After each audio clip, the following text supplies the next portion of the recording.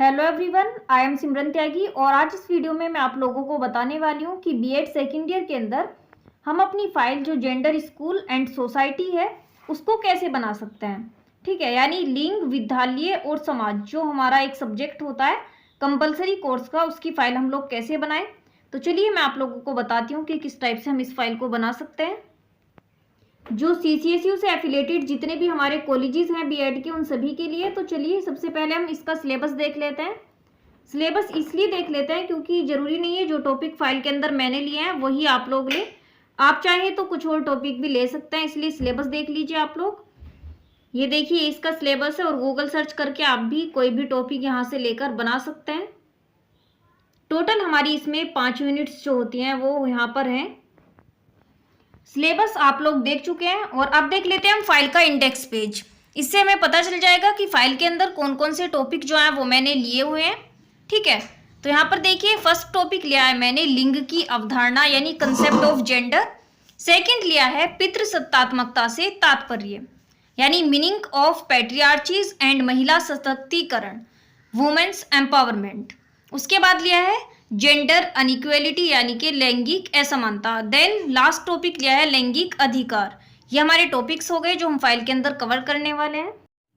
So first topic जो हमने लिया है लिंग की अवधारणा यानी कंसेप्ट ऑफ जेंडर, उसकी थ्योरी देख लीजिए आप लोग किस टाइप से आप लोगों को लिखनी है। देखिए फाइल जो है वो बहुत ज़्यादा लॉन्ग बनाने की कोई ज़रूरत नहीं है, क्योंकि फाइल्स जो होती हैं वो हमारी इतनी सारी फाइल्स होती हैं 14 ठीक है, बीएड सेकेंड ईयर में सभी बच्चे की, पर बच्चे की 14 फाइल कहाँ तक एग्जामिनर चेक करेंगे, तो इसलिए ज़्यादा लॉन्ग बनाने की कोई ज़रूरत नहीं है। ये देख लीजिए आप इसकी जो हमारी ये थ्योरी है, थ्योरी में क्या क्या लिखा हुआ है। तो ये है हमारा कंसेप्ट ऑफ जेंडर। ओके, और सेकंड टॉपिक है हमारा पितृसत्तात्मकता से तात्पर्य कि कैसे समाज में जो पुरुष होते हैं, पुरुष को हमारा एक परिवार के वंश के रूप में जाना जाता है, और हमारा जो समाज है, समाज को हम क्या बोलते हैं, एक पुरुष प्रधान समाज जो है हमारा वो पाया जाता है ज़्यादातर सभी जगहों में। ठीक है, तो यहाँ पर देखिए जो हमारी पितृसत्तात्मकता होती है उससे क्या तात्पर्य है, जो मनुष्य होता है वो समाज में ही उत्पन्न होता है और आजीवन वह समाज का सक्रिय सदस्य रहता है, इसलिए समाज को सुदृढ़ रूप से चलाने के लिए कुछ नियम होते हैं जिनका पालन सभी सदस्यों को करना होता है। ओके, थोड़ा थोड़ा ऐसे ही देख लेते हैं इसको। जबकि सामाजिक ताने बाने में परिवर्तन होता रहता है, लेकिन ये परिवर्तन अचानक ना होकर दीर्घकालीन होते हैं। ठीक है, देखिए जैसे स्त्रियां थी पहले, तो स्त्रियां क्या करती थी, जब आदिवासी, ये मान लीजिए आपकी किस टाइप से रहते थे, जैसे कि आदिवासी हूँ, ठीक है, आज के टाइम में तो जो हमारा पहले था, पहले क्या रहती थी, स्त्रियां जंगलों में रहती थी। ठीक है, जो प्राचीन काल था, और वहां पर वे बच्चों की देखरेख करती थी, जबकि पुरुष जो होते थे वो शिकार करते थे और परिवार का जो है खर्चा चलाते थे। इसलिए स्त्री जो होती थी, स्त्री के ऊपर जिम्मेदारी होती थी हमारी संतान उत्पत्ति और बच्चों के पालन पोषण की। जबकि जो पुरुष थे, पुरुष क्या करते थे, पुरुष जो धन है धन का अर्जन करते थे, इसलिए उनको अत्यधिक महत्व जो है वो दिया जाने लगा और हमारा समाज जो है वो क्या बन गया, पुरुष प्रधान। देन सेकेंड टॉपिक लिया है हमने महिला सशक्तिकरण। ठीक है, तो सशक्तिकरण क्या होता है, यानी कोई भी एक ताकत जो होती है उसको और अधिक बढ़ा देना। तो शक्ति से ही सशक्तिकरण का हमारा सिद्धांत जो होता है वो पोषित होता है और प्रचलित रूप में शक्ति किसी कार्य को कर सकने की क्षमता को माना जाता है। सामाजिक संदर्भों में शक्ति का अर्थ हमारा अधिकार या हुक्म देने का हक है, शासन करने या नियंत्रित करने की ताकत या प्रभावित करने की क्षमता आदि से होता है। सशक्तिकरण का सामान्य अर्थ होता है जहां शक्ति ना हो या जहां कम हो वहां पर शक्ति को बढ़ा देना। आपने बहुत ज्यादा सुना होगा आजकल ये महिला सशक्तिकरण वर्ड जो है यूज होता रहता है हमेशा। तो सशक्तिकरण जो है हमारा वो आजकल एक प्रचलित शब्द बन गया है और इसका अर्थ है हमारा अधिकार और शक्ति का एक विकेंद्रीकरण। इसका उद्देश्य वंचित वर्ग के लोगों को निर्णय लेने की प्रक्रिया में भागीदारी बनाना है। ओके, आप इसकी डेफिनेशन भी लिख सकते हैं, यहाँ पर देख लीजिए, ये हमारी महिला सशक्तिकरण जो है इसकी डेफिनेशन है। देन नेक्स्ट टॉपिक लिया है मैंने यहाँ पर लैंगिक इनइक्वेलिटी। ओके, यानी लैंगिक असमानता।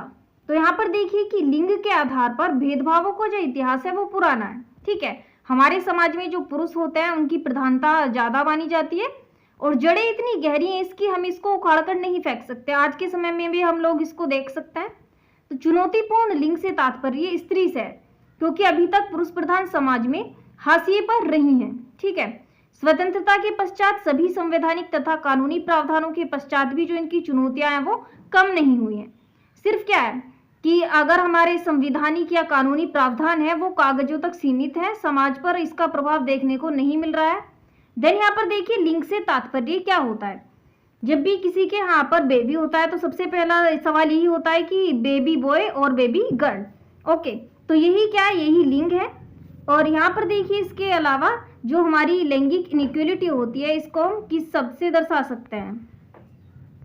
और ये असमानता जो होती है वो निम्न प्रकार की होती है। देखिए शारीरिक हो सकती है, मानसिक, सामाजिक, आर्थिक, भाषाई, संवेगिक, स्थलीय एवं लैंगिक, निम्न प्रकार की हो सकती है। ये फाइल्स को आप स्क्रीनशॉट लेकर या फिर अगर आप चाहें तो मैं पीडीएफ आप लोगों को अवेलेबल करा सकती हूँ डिस्क्रिप्शन बॉक्स में।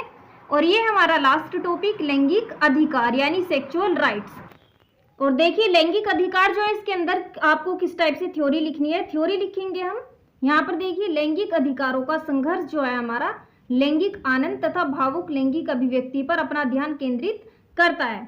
और इसको 1995 में महिलाओं के बीजिंग में जो एक सम्मेलन था प्लेटफॉर्म पर सेक्शन ने यह भी स्थापित कर दिया है कि मानव अधिकारों में एक महिला के स्वतंत्रता पूर्वक तथा बिना बल के प्रयोग द्वारा हिंसा एवं विभेदीकरण का अपना एक अधिकार है। ठीक है, जो स्वयं की अपने इसमें नियंत्रण रखता है और उसको अपना अधिकार स्वयं लेने का अधिकार है।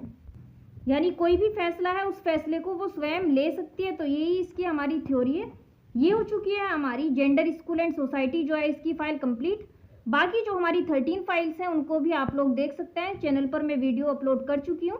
क्योंकि बीएड सेकेंड ईयर के अंदर हमारी टोटल जो होती हैं वो 14 फाइल्स होती हैं।